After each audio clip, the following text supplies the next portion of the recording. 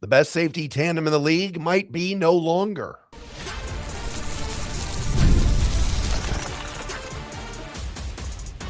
You are Locked On Lions, your daily Detroit Lions podcast.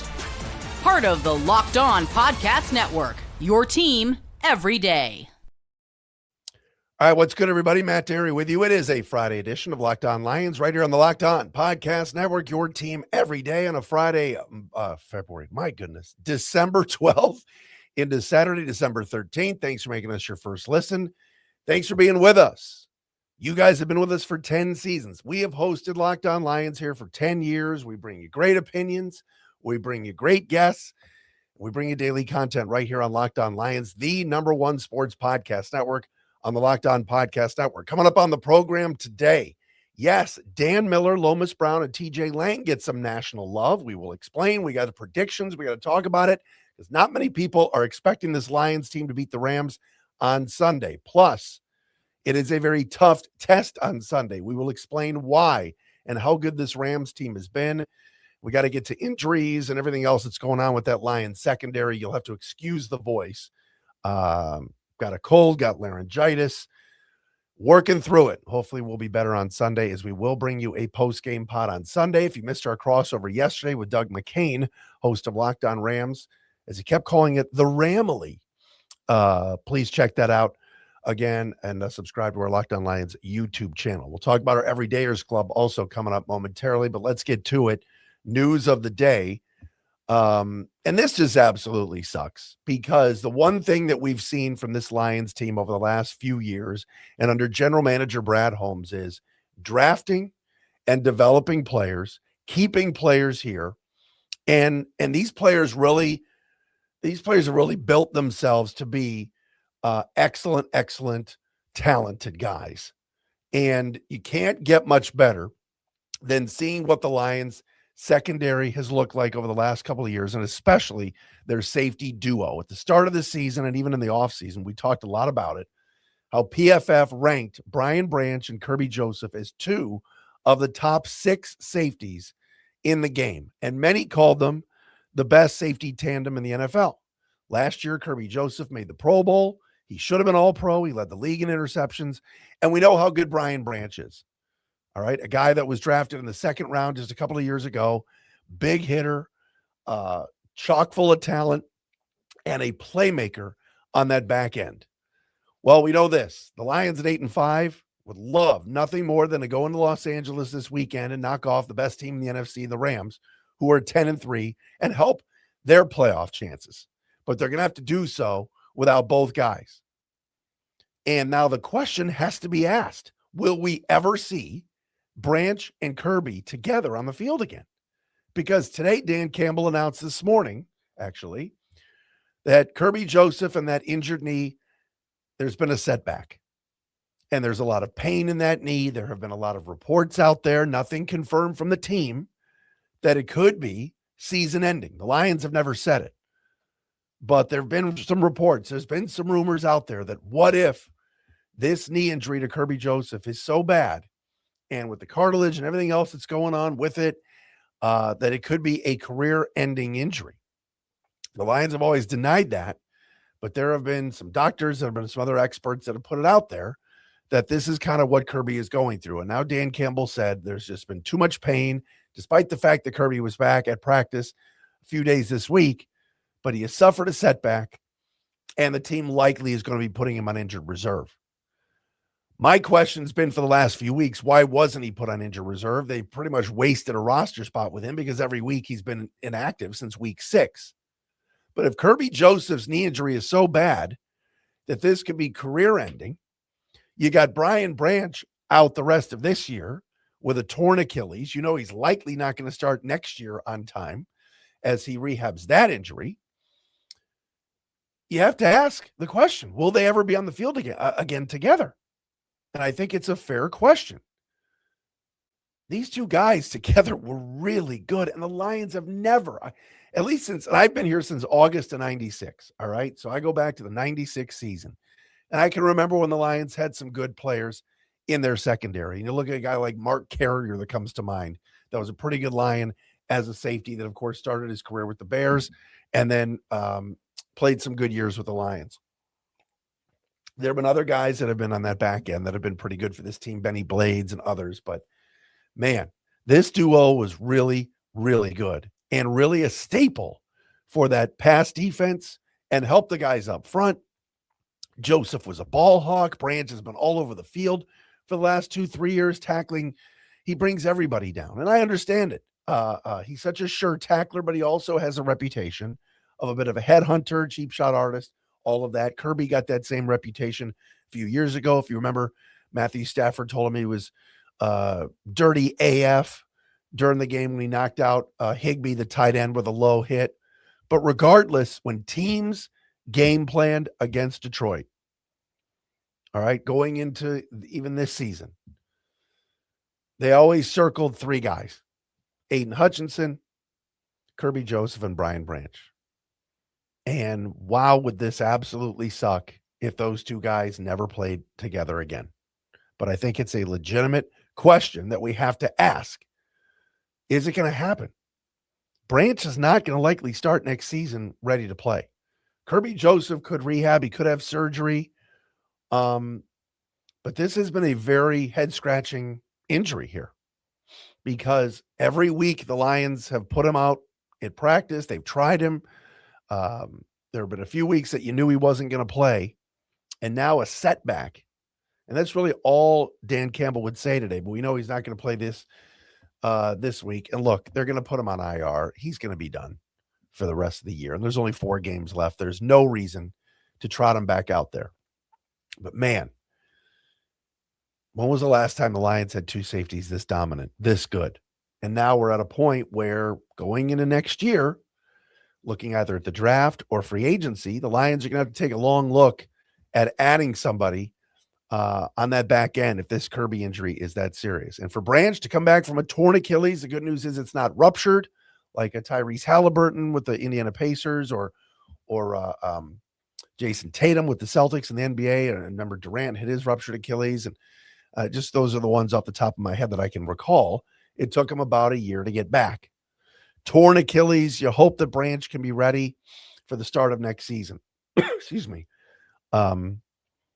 But it is a special duo when they're out there together. But again, the problem is now questions are going to be asked about how serious this injury is for Joseph. You got to figure there's going to be some sort of surgery this offseason.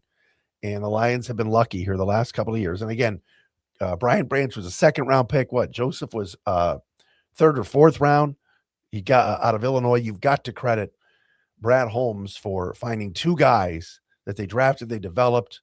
Joseph, they kept long-term. Branch, I'm sure they would love to sign long-term one of these days, that really fit what the Lions were doing. And they were coached up very well over the last few years. And whether it was Aaron Glenn, the D coordinator, this year Calvin Shepard, these guys are special talents. I just don't know if we're ever going to see them together again out there. And now the Lions are going to go into LA and face this deadly offense led by Matthew Stafford and that passing game with Puka Nacua, who's as good a receiver as there is right now, and Devontae Adams. You're going into that game with Thomas Harper, cleared from concussion protocol. Looks like he'll play Sunday, and Avonte Maddox as your starting safeties. Maddox had a really, really good game last week against Dallas. I thought he played well. But he was a guy that was discarded basically this offseason by the Eagles. They didn't want to keep him around. And it's really kind of been more of a backup over the last couple of years as Philly has added to their secondary with some younger pieces. But I thought he played very well against Dallas. But Harper coming back from concussion is huge. The Lions also have Eric Hallett back. They've signed Jalen Mills, ex of the Texans. We talked about Damontae Kazee earlier this week that they signed from the Steelers. So Campbell said today, we've got guys. But these are all guys that haven't played together before. And it's going to be a tough test against the Rams coming up on Sunday. More on LA. We'll do that coming up next. And that line has moved, folks. That line has moved in the Rams' direction. We will explain coming up next. Matt Dery with you on a Friday. Locked On Lions, Locked On Podcast Network, the #1 sports podcast network.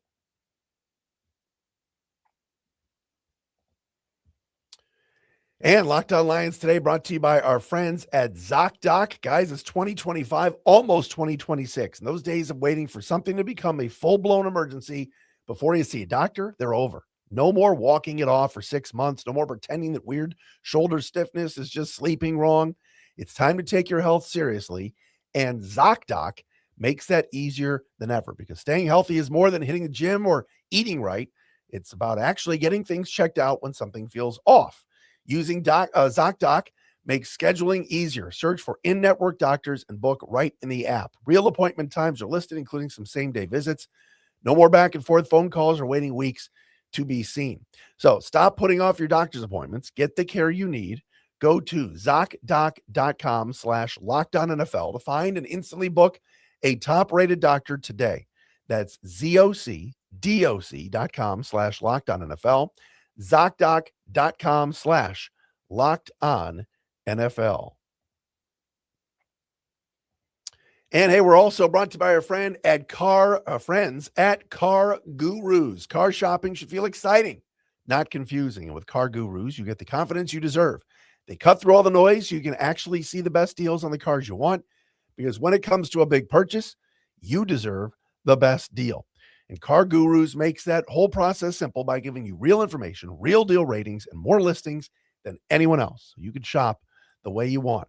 Using Car Gurus deal ratings to compare cars quickly without having to guess whether the price is fair. That's awesome. You love being able to filter through and buy everything. So mileage, trim, features. So you're only seeing cars that actually fit what you need.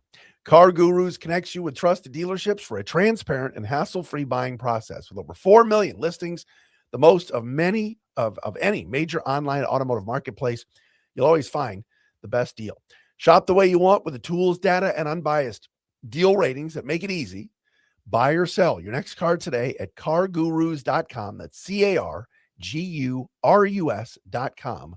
Cargurus.com.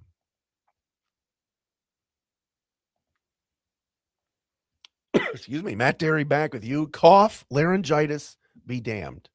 We are powering through on this Friday edition of a Locked On Lions right here on the Locked On Podcast Network. Your team every single day, the #1 sports podcast network now, which is absolutely cool. And look, we appreciate you making Locked On Lions your first listen daily, all right? But thank you for making us, as I said before, the #1 sports podcast network. Now, you already live for your Lions. Now it's time to take it to a next level.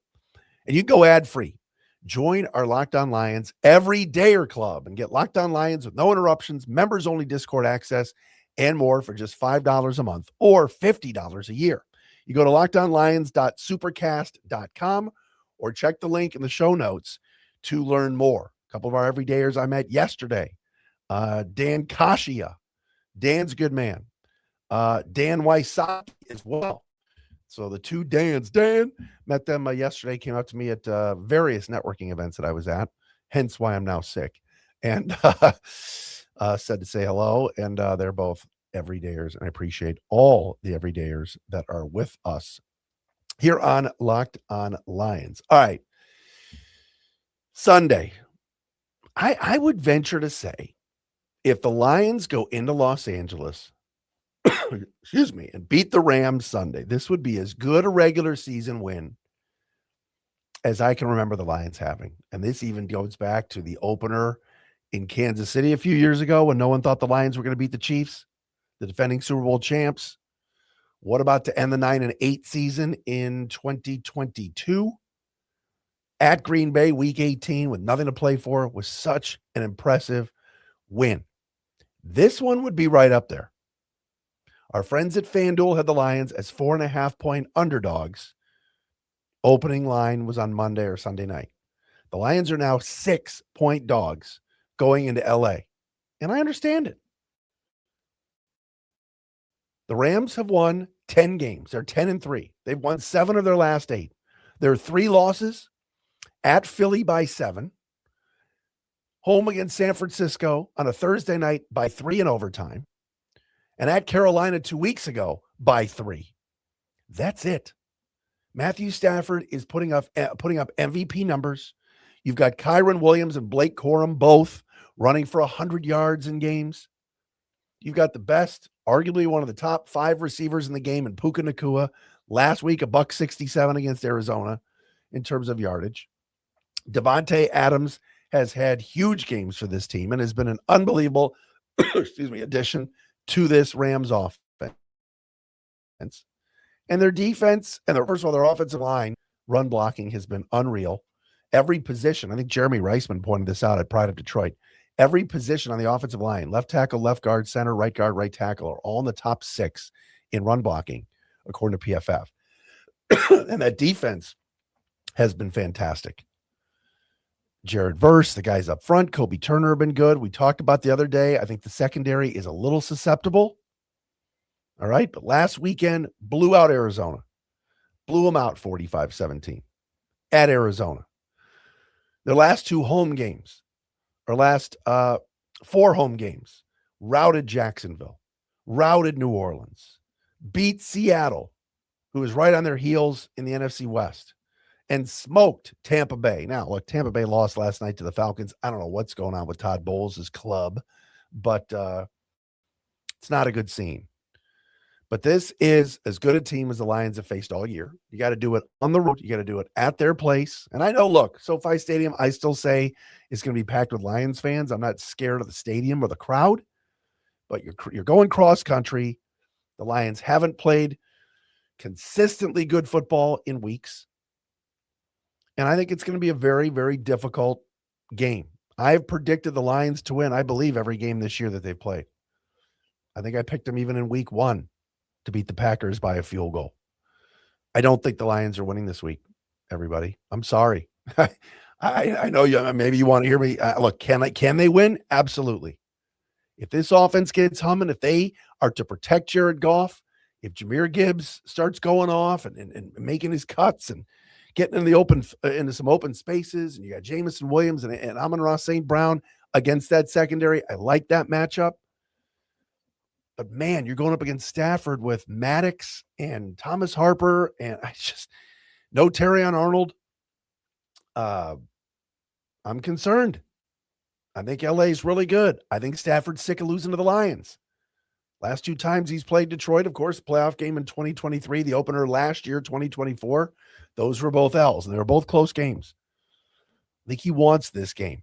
And I know we've talked about the look ahead for the Rams because Thursday night, they're going to Seattle to face the Seahawks, and that's going to be a huge game likely for the division in the NFC West.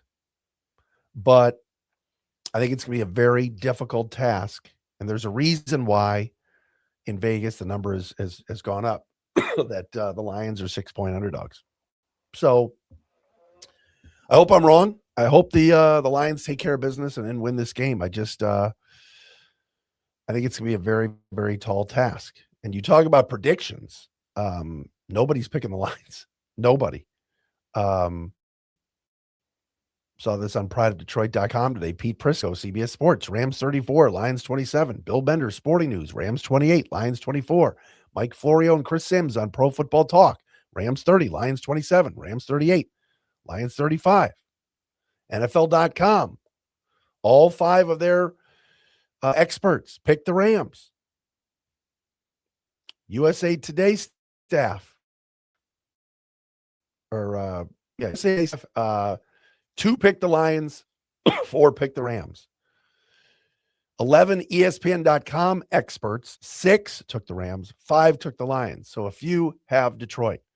The thing that LA does, they just don't make a lot of mistakes. Stafford went, I believe it was 28 touchdown passes without an interception at one point this year before throwing the pick against Carolina 2 weeks ago. And look, you're going to have a clunker. You are. LA had to travel cross country to play that Carolina team. They lost by 3. They did not play well. Carolina right now is in first place in the NFC South. But it's going to it's going to be very difficult to win this game. And I still think the Lions can make the playoffs. I still think it's coming down to week 18 and that showdown with the Bears. But I think Sunday is going to be a difficult game for this team. They've got to run the football as well and keep that Rams offense off the field. A mix of Gibbs and Montgomery would be great. I think there's got to, and I said this to Doug McCain on the crossover yesterday, there's got to be a trick play in there.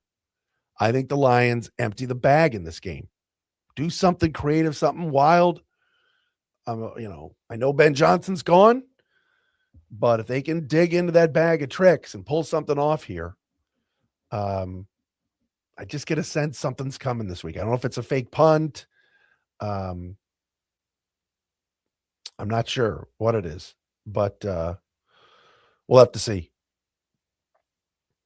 They got something planned this week. I just have a sense there's going to be some sort of razzle-dazzle trickery in this game. Not sure what yet, but I have a sense it's happening. So, all right, coming up next, Dan Miller, Lomas Brown, TJ Lang, the Lions radio booth got some national love recently. We will tell you about that coming up next here on Locked On Lions.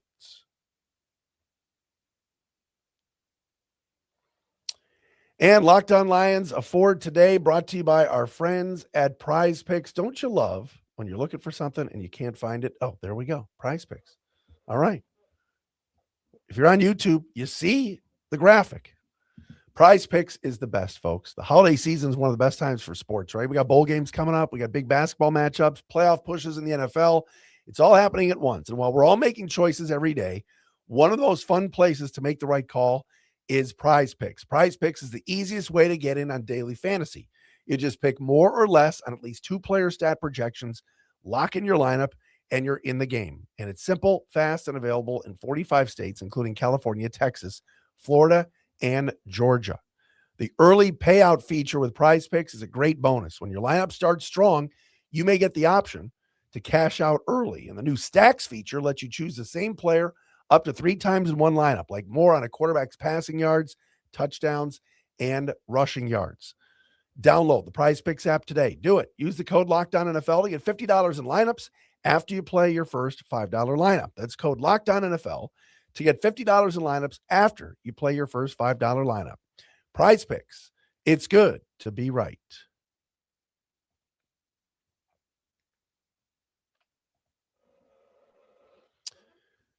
Don't forget, Locked On Lions Squad Show with Jake Riepma, Bradford Banta, Natalie Kerwin will be on live following Sunday's 425 game, Lions and Rams in LA. So check them out live. I will have a post-game pod as well. Not live, but we'll have a Sunday edition of Locked On Lions. So find us here, of course, wherever you get your podcasts. YouTube, if you're not a subscriber to our Locked On Lions YouTube channel, please do so as well. All right, awfulannouncing.com recently came out with their local announcer rankings and had the fans voting for who they thought were the best local radio announcers.